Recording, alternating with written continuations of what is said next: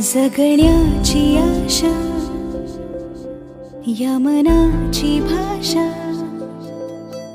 तू न बोलता ना ऐकता समजून घेना. स्वप्नांचे रंग मी तुझ्यात दंग, उरे बाकी काय तुझी साथ संग असता.